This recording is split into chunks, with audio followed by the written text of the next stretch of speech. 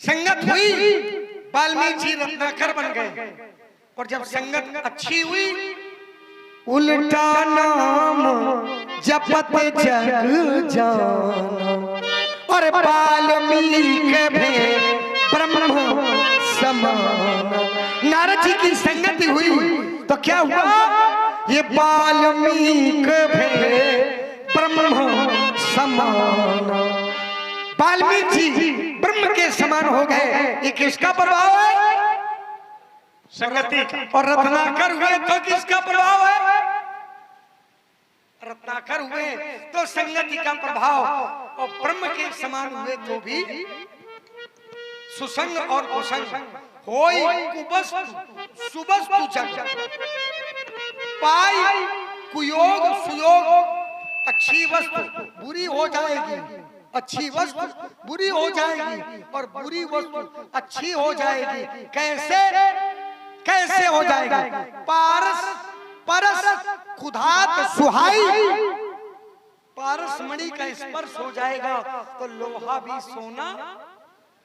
ये क्या है? संगत। सठ सुधरहि सत्संगति पाई। आ गए। सठ माने अज्ञानी, यही वाला। मूर्ख हृदय न चेत, जिमि गुरु मिलई बिरंचि सम। अब देखो वो भी संगति है। घर में लड़ाई हुई, कल जा रही गंगा यमुना में डूबने। अब वो ज्ञानी पीछे पीछे जा रहा, वो जान रहा इसे तैरना नहीं आता। संगति है लेकिन प्रभाव नहीं पड़ रहा। वो रोक रहा, नदी में न कूदो, डूब जाओगे। वो नहीं माना। कल अब और आगे नहीं जाना, वो और जा रहा। वहां पर उसकी संगति का प्रभाव उस पर क्यों नहीं पड़ता? पड़ता है। भूमि गिरा भाधावर पानी, जिम जी वही माया लिपटानी। और इसी संसार में एक जीव और भी जन्म लेता, उसके ऊपर कोई भी संसार की प्रकृति का कोई प्रभाव नहीं पड़ता। वो संसार का त्याग करने के लिए महाराज आगे बढ़ गया। कौन? महात्मा सुखदेव जी भी तो संसार में पैदा हुए। पिता व्यास जी पीछे से चिल्ला रहे, भो पुत्र छलम तिष्ठि। अरे बेटे एक क्षण के लिए रुक जाओ। और पुत्र कहता, अयम यथा स्वतम दुख ले। अरे पिताजी ये दुख का घर है, ये संसार स्थायी नहीं है। एक दिन ये संसार बदल जाएगा, परिवर्तनशील है। हमें इस दुख के बंधन में न बांधो। उसके ऊपर क्यों नहीं पड़ा? संगत का असर पड़ा। महात्मा सुखदेव जी व्यास जी के पुत्र हैं, सुखदेव जी। तो सुखदेव जी संसार को छोड़ करके जा रहे हैं, चले जा रहे हैं। एक क्षण संसार की बात नहीं मान रहे। क्यों नहीं मान रहे? क्यों नहीं मान रहे? ये संगत का प्रभाव है। नारद जी की संगति हो गई, और जब नारद जी की संगति हुई तो नारद जी ने उनसे कह दिया कि संसार में कुछ नहीं है। अगर संसार में रहोगे तो मर जाओगे, और अगर संसार को छोड़कर परमात्मा की शरण में जाओगे तो ये क्या है? संगत। ये 50 पुष्प मुद्राएं हमारे परशुराम और लक्ष्मण जी के सुंदर अभिनय पर नरेश सोनी इटालिया वालों की तरफ से प्रदत्त हुए हैं। बहुत बहुत साधुवाद। वैराग राग रस को, वैराग के राग के रस का पान करो। इटालिया दो इटालिया है। कौन सा? बाजा की राजा? इटालिया बाजा। बाजा कई बार ये पवित्र धरती है। और जब आप जैसे ज्ञानी लोग मिल जाते हैं और ऐसा बालक सदाचारी मिल जाए, यही सदाचार है। लक्ष्मण आखिर परशुराम के सामने इतना क्यों उग्र हो रहा है? या तो अपने होंगे और या विरोधी होगा। और जो विरोधी होते वो महाराज आपको बचाने के लिए प्रयास नहीं करते, अपितु आग में झोंकने का कार्य करते हैं। और हम धनुष तोड़ने वाले को दंड देने की बात कर रहे हैं और लक्ष्मण दंड देने नहीं दे रहा है। इससे कहीं न कहीं ये लग रहा है कि लक्ष्मण परशुराम का अनुगामी है, लक्ष्मण परशुराम का हितैषी है। कहीं हमारे भगवान के द्वारा इस सुगठित सुव्यवस्थित सुसंस्कारित प्रेक्षागार में हमारे भगवान के द्वारा कोई अनुचित व्यवहार न होने पावे, हमारा तो भाव यही आ रहा है। लक्ष्मण हमारा अनुगम में है। देखिए महाराज, दंड ब्रह्मा जी भी दंड देते हैं, लेकिन कब देते हैं और कैसे देते हैं तो इसका चिंतन करना पड़ेगा। ब्रह्मा जी जीव को दंड देते हैं तो कैसे दंड देते हैं? ये शुभ और अशुभ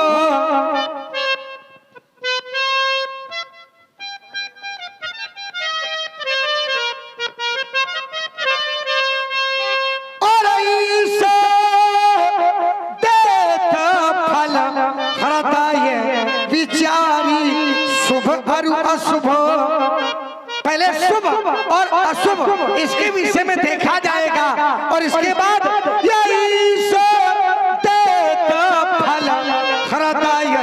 विचारी ईश्वर फल देंगे, लेकिन कर्म को देखेंगे कि ये कर्म अच्छा है या बुरा है। अगर कर्म अच्छा है तो फल अच्छा होगा, कर्म बुरा है तो फल बुरा होगा। ब्रह्मवाणी कहती है अवश्यमेव भोक्तव्यम कृतं कर्म शुभाशुभम, जो जस करई सो तस फल। कहते हैं सहज परिश्रम से कभी हल नहीं मिलता, सहज परिश्रम से कभी हल नहीं मिलता, कल की कहने से कल नहीं मिलता। लगाते पेड़ जो चौराहे पर उन्हें खाने को फल नहीं मिलता। जो जस करी सो तस फल, जो जैसा कर्म करेगा उसको वैसा फल मिलना चाहिए कि नहीं? बोलो। अब जिसने धनुष तोड़ा है उसके साथ व्यवहार कैसा होना चाहिए? बोलिए, बोलो सोनी। अब देखो तुम कई जगह लड़कर अच्छा हमला दिखाओ, तुम बढ़ाओ। ये सदैव ध्यान रखना, सिंह जब पीछे 3 कदम हटता, सिंह जब 3 कदम पीछे हटता है तो ये न जान लेना कि सिंह आक्रमण की मुद्रा में नहीं है। जब वो पीछे हटने लगे तो जान लेना कि अब सिंह आक्रमण की मुद्रा में है। अब इसका प्रयोग यहां लगाओ। लक्ष्मण कहता जो जैसा कर्म करता उसको वैसा फल मिले, चाहे जितना आप अधर्म का कार्य करें, जब तक आपका अन्न व्यवस्थित नहीं होगा, जब तक आपका भोजन पवित्र नहीं होगा, तब तक आपका कर्म पवित्र होने वाला नहीं है। और जब भोजन आपका अपवित्र है, अपावन है, तो आपसे पितर सदैव अप्रसन्न रहते हैं। तो अपने पूर्वजों को प्रसन्न करने के लिए लक्ष्मण ने पूर्व में एक उपाय बताया था कि जो अपने कर्मों के द्वारा, व्यवहार के द्वारा, आचरण के द्वारा अपने पिता को प्रसन्न करता है, पितर उससे प्रसन्न हो जाते हैं। क्या बात है सुरेश? क्या बात है सुरेश कटकल? आ जाओ बेटा। ये देखिए धरती के संपद यश न हर्षो विपद न विषादो रणे न भीतम तम भुवन प्रेतलिकम जननी जनेक सुतम बिरलम। तो महाराज आप लोग करें क्या?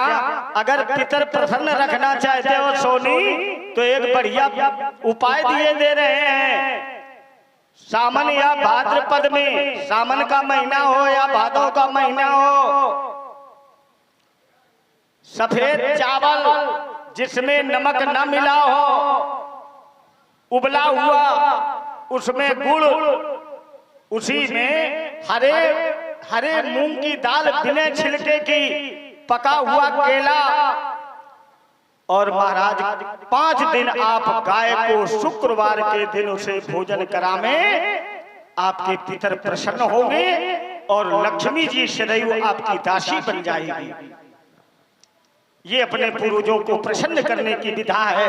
समस्त देव हमारे गाय में निवास करते हैं, समस्त ऋषिगणी हमारे पवित्र माँ गौ के शरीर में निवास करते हैं। इस संसार में जितने तीर्थ हैं वो हमारी गैया के शरीर में निवास करते हैं। क्यों ना हम सभी सनातनी अपनी गौ की रक्षा करें। और जब तक इस समाज में गाय ब्राह्मण सुरक्षित हैं, सत्सम्मानित हैं, सुव्यवस्थित हैं, सुगठित हैं, सुसंस्कारित हैं, तब तक महाराज इस अखंड भारत का कोई भी बाल बांका करने वाला नहीं है। देखिए, अगर पितर असंतुष्ट है तो केवल गाय से काम नहीं चलेगा। लक्ष्मी आपके घर में नहीं है तो आप चावल कहां से लाओगे, पका हुआ केला कहां से लाओगे। अब चूंकि पितर प्रसन्न नहीं है तो लक्ष्मी नहीं होगी, और लक्ष्मी नहीं है तो केला भी नहीं है, दाल भी नहीं है और चावल भी। अब कैसे उपाय बनेगा भाई? लक्ष्मी जी है ही नहीं तो चावल भगवान भी नहीं है। जब लक्ष्मी ही जी नहीं है तो चावल कहां से आएगा? लक्ष्मी जी नहीं है तो केला कहां से आएगा? लक्ष्मी जी नहीं है तो दाल कहां से आएगी?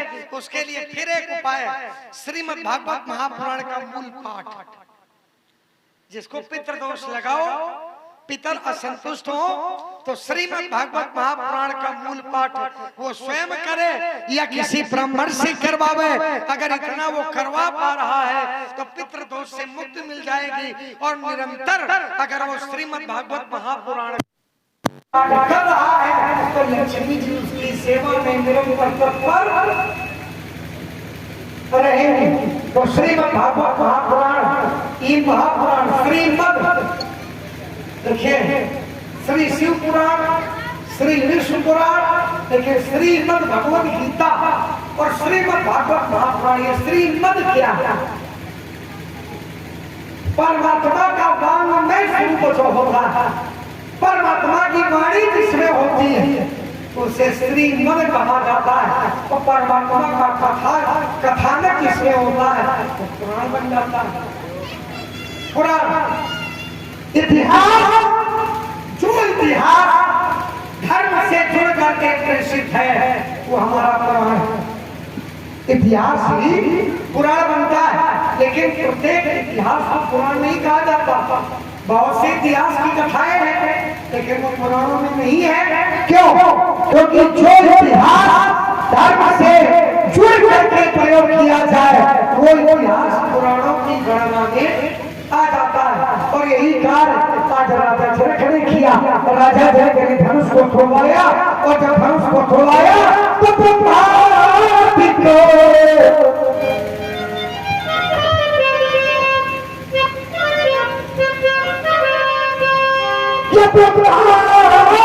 तो सुरसिद्ध मुनीसा और प्रभु असीसा ब्रह्मादि देवता क्या करे? आशीर्वाद दे रहे हैं, प्रशंसा करे। देवता प्रशंसा कर रहे हैं, ब्रह्मा जी प्रशंसा कर रहे हैं, देवता प्रशंसा कर रहे हैं, ब्रह्मा जी प्रशंसा कर रहे हैं, लेकिन परशुराम जी को छोड़ करके सारे मुनि भी प्रशंसा कर रहे हैं। सिद्ध मुनि सा जो सिद्ध मुनि है, हरिया प्रकार की बात नहीं करते। क्या परशुराम ने धनुष तोड़ने वाले की प्रशंसा नहीं है? कहा सो मिलेगा बिहार समाजा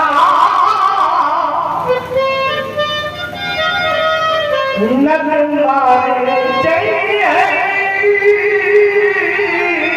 सब गाता। लेकिन क्या धनुष तोड़ने वाला समाज से हटा उठा? नहीं उठा। एक भाव पूरी समाज चाहती है कि धनुष तोड़ने वाले को दंड न मिले। परशुराम चाहे इतना बड़ा कठोर निर्णय लेने, लेकिन धनुष तोड़ने वाले का जहां तक हमारा प्रयास होगा हम उसके प्राण बचाने के लिए आतुर रहे। रहेंगे। और वही स्थिति मिथिला की है। अरे जितने प्रतियोगिता जीती है तो वो योद्धा सामने आवे, क्यों नहीं आना? मिथिला में धनुष तोड़ने वाले को सबने जाना, सबने देखा, तो क्या परशुराम को जानने का अधिकार नहीं है? बोलिए आप। जानने का अधिकार है, लेकिन ये कह दिया जाए कि धनुष तोड़ने वाला समाज को छोड़ दे। धनुष तोड़ने वाला समाज को नहीं छोड़ सकता। क्यों नहीं छोड़ सकता? क्योंकि धनुष तोड़ने वाला सामाजिक है, और जो सामाजिक होता है वो समाज के लिए उठता है, समाज के लिए बैठता है, समाज के लिए बोलता है, समाज के लिए चलता है।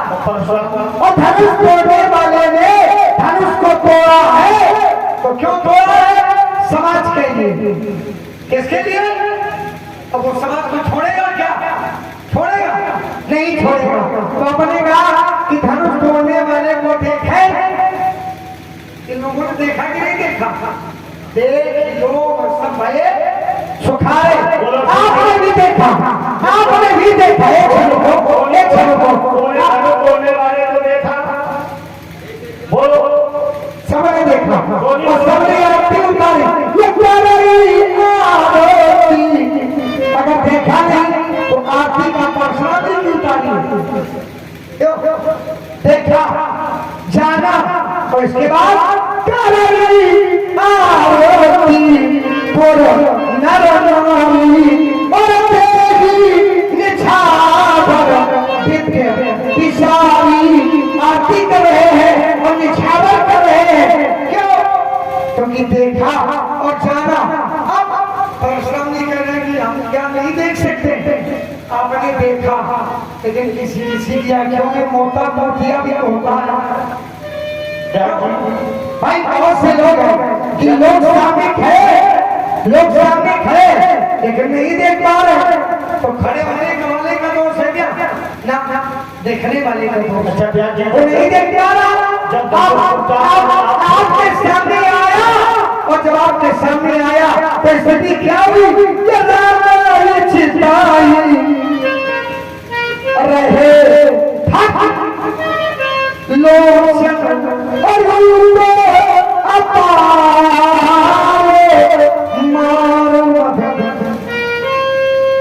आपने देखने का मन बनाया और देखना शुरू किया, तो परशुराम जी की आंखों ने काम करना बंद कर दिया। और जब आंखें काम नहीं कर रही तो कैसे देखोगे? अवंती की आंखें हैं। रावण चितई रहे रूप अपार। ये बात कितने कही? कुछ कही नहीं, बहुत सुंदर खबर कुछ कही नहीं।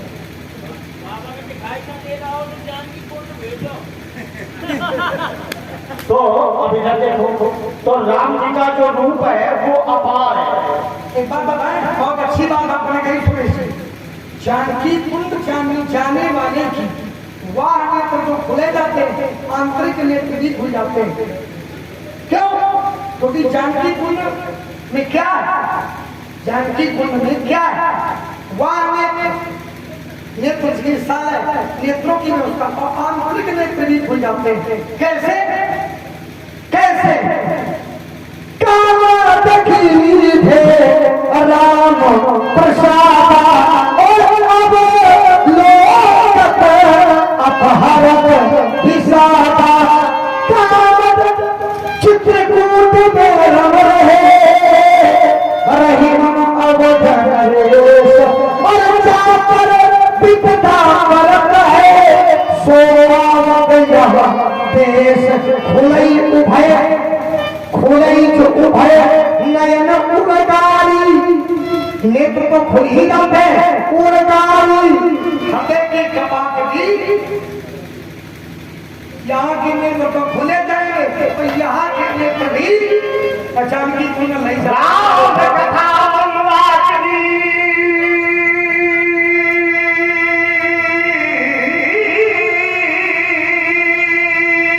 ये वाला सुन नहीं है। तुलसी सुभग स्नेह घन श्री रघुवीर बिहार। इस पवित्र मंदाकिनी नदी में क्या सभी भक्तों को स्नान करने का अधिकार है? उत्तर मिला नहीं। चित्रकूट चित्त चारु, चित्त माने मन, चारु माने सुंदर। जिसका मन सुंदर होगा वही इस राम कथा रूपी मंदाकिनी नदी में स्नान करने के योग्य होगा। राम कथा के तेरी अधिकारी, क्या सबको राम कथा सुनने का अधिकार है? ना। जिन्होंने संतों के दर्शन किए, सत्संग में जिसने अपना समय समर्पित किया है, उसी को इस मंदाकिनी नदी में स्नान करने का अधिकार। सबको मिलेगा, सबको थोड़ी सबको मिलेगा। क्यों? क्योंकि राम जी की कथा ही एक ऐसी कथा है कि जड़ वो है जो जड़ होते जिन्हें सत्संगत प्यारी नहीं है वो मोहित हो जाते हैं और बुद्ध हो सुखारे। जो बुद्धिमान जीव है वो सुखी हो जाते हैं। तो राम कथा सुनना चाहिए। राम कथा सुनने का प्रत्येक व्यक्ति अधिकारी है। और कैसे अधिकारी है? राम जी की कथा सुनने का कैसे अधिकारी है? तुलसी जिनके मुखन थे, तुलसी जिनके मुखन थे वो सतराम। धोखे में भी अगर राम लिखा गया तो तिनके पग की पगडरी मेरे तन को पगडरी। अगर धोखे से राम नाम निकल गया तो काम हो गया। तारका पापी थी कि धर्मात्मा थी? पापी थी। देखिए राम जी का बाण मिल गया तो एक ही बाण प्राण हरि और तीन जानते ही निज पर।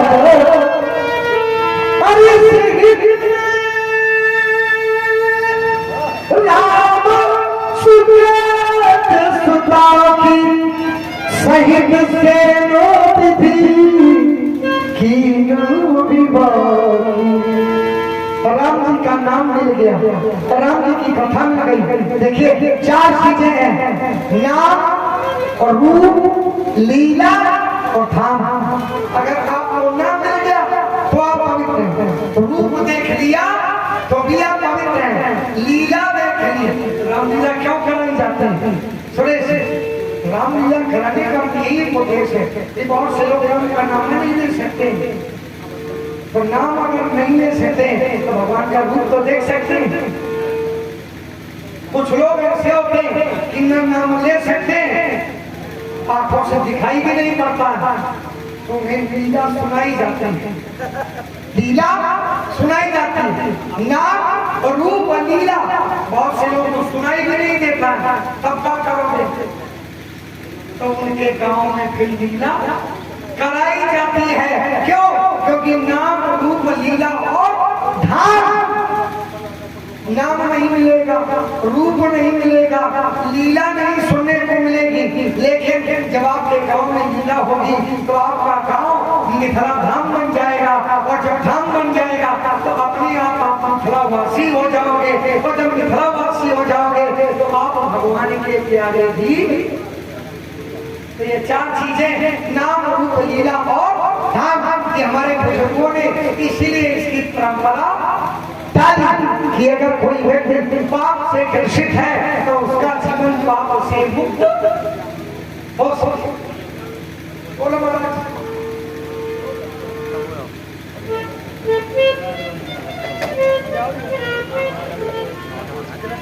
तो ये धनुष का भी मोक्ष हो गया। मोक्ष हो गया।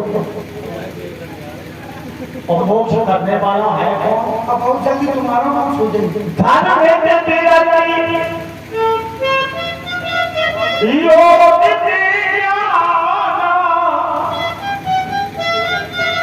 ज्ञान मोक्ष जो ज्ञान होगा वही मोक्ष देने का अधिकारी होता है। जी जी।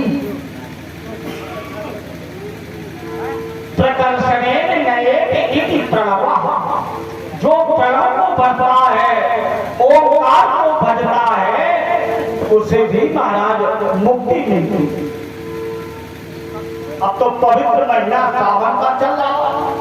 नमामि शमीशानि निर्वाणरूपं विभुं व्यापकं ब्रह्म वेदस्वरूपं, विभुं व्यापकं ब्रह्म, वही व्यापक है। अब ये यहाँ का देखने का अपना अपना भाव है।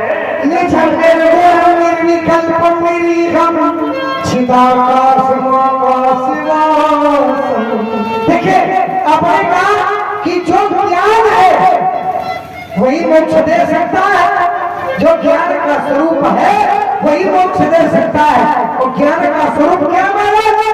जानकी का वर ज्ञान का स्वरूप है। ये ज्ञान अखंड एक सीता वर, जो सीता का वर है, जो सीता का पति है, जो धनुष तोड़ने वाला है, वो अखंड ज्ञानी है। खंड ज्ञानी नहीं, अखंड ज्ञानी है। और जो अखंड ज्ञानी है उसने धनुष को मोक्ष दे दिया। 4 प्रकार की मुक्ति होती है, 4 प्रकार की। कौन कौन सी? साइज, सालिम, साबिन, एक छोड़ रहा हूं सारू और सुंदर।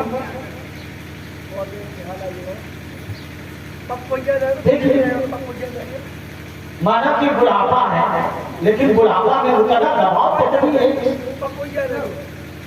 अब कह आज जो सीता का पति वो अखंड है, तो देखिए अम्मा जाने दिनुना होई परिणीति, दिनु परिणीति होई नहीं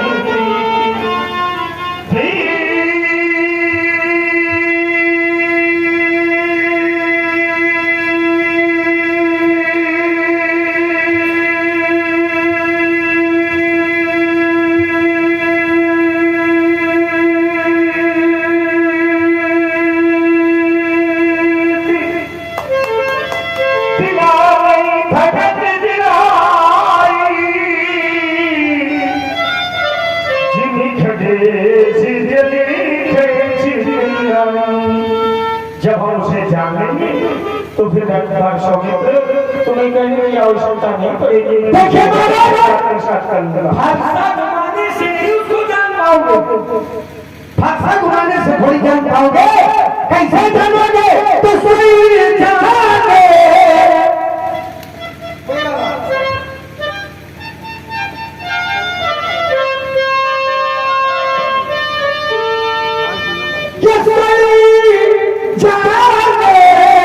यही देखो जगाई और तुम्हारी हो जाई। सही जाने वही जानेगा जिसको राम जी जनाएंगे, और जिसको राम जी जनाएंगे वो जानेगा। तुम्हारी के पास तुम्हारी रघुनंदन हो, क्या बात है? तुम्हारी के पास तुम्हारी रघुनंदन जहाँ गई भगत भगती गुरु चंदन, वही जानेगा जिस पर राम जी की कृपा होगी। और राम कृपा नहीं होगी तो जानकारी भी। कभी कहते हैं जहाँ अभिराम सीताराम को गाया नहीं जाता, जहाँ अभिराम सीताराम को गाया नहीं जाता, वहाँ सुख शांति का साधन कभी पाया नहीं जाता। पैदा भोगना अपने कर्मों का फल आपको, ये वो बोझा है जो मन दूसरों से उठवाया नहीं जाता। हाँ, ये 50 मुद्राएं फिर से वही नरेश सोनी इटालिया बाजा वालों की तरफ से। देखिए बूंदे तो आ रही है लेकिन बड़ी देर सोनी जी दान होना चाहिए। और चूंकि ये क्षेत्र जो है ये धार्मिक लोगों का क्षेत्र है, यहाँ धर्म पैदा होता है, इस क्षेत्र में धर्म पैदा होता। एक बात अगर कुएं से जल न निकाला जाए तो क्या कुएं का जल और बढ़ जाएगा क्या? ये 20 मुद्राएं हरी सिंह। कुएं से जल नहीं निकाला जाएगा तो क्या कुएं का जल ऊपर से बढ़ जाएगा? नहीं बनेगा। सोने की अच्छा, अगर निकालते रहोगे तो क्या कुएं का जल खाली हो जाएगा? नहीं होगा। अगर नहीं निकालोगे तो कुएं का जल ऊपर तक नहीं भरेगा, और निकालते रहोगे तो खाली नहीं होगा। फिर निकाला क्यों जाता है? निकाला इसलिए जाता है कि कुएं का जल साफ स्वच्छ बना रहे, और अगर नहीं निकालोगे तो कुएं का जल गंदा। कुछ ना कुछ भगवान की लीला में अंशदान करना चाहिए। और हमारे जनक जी महाराज आ गए तो जरूरी है।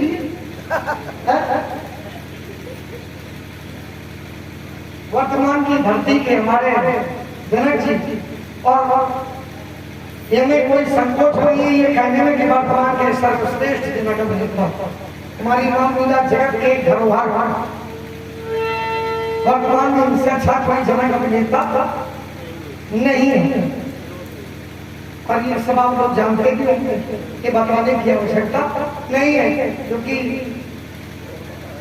कहा तो कहा जहां चांद वही पाएगा जिसको राम जी जनाएंगे, और राम जी नहीं जनाएंगे तो परशुराम जी चाहे भाषा चलाएंगे, लेकिन फिर भी जान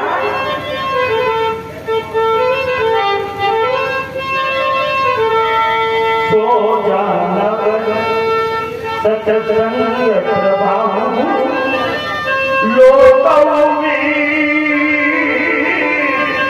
नान पाऊ। सो जानव सत्संग प्रभाव। आप सत्संग के माध्यम से उस अव्यक्त अगोचर अजन्मा वेद को जान लेंगे। ये सत्संग का महत्व है मानव संसार में। तब भी सत्संग के पीछे देखिए, मैंने सत्संग की चर्चा बहुत पहले की थी। सत्संग की चर्चा, सत्संग मैंने संत का संग, अच्छा संग। अच्छा, सत्संग बोले सत्संग से जानोगे, सत्संग कैसे मिलेगा? बिना राम कृपा के मिलेगा क्या? सत्संग भी बिना राम कृपा के नहीं मिलेगा। विवेक ना हो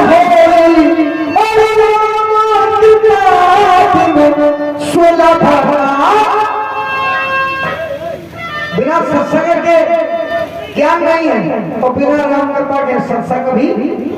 लेकिन कुछ लोग ऐसे होते, कुछ लोग प्यास, कुछ लोग किए हुए कर्मों पर खेल करते हैं, कुछ लोग, सब लोग नहीं, कुछ लोग किए हुए कर्मों पर खेल करते हैं, उन्हीं की प्रशंसा आचार और वेद करते हैं। कुछ मानवता पर भेद करते हैं, कुछ लोग मानवता पर भी भेद करते हैं। और जिस पत्तल में खाते हैं उसी में। क्या बात है, बहुत सुंदर, बहुत सुंदर।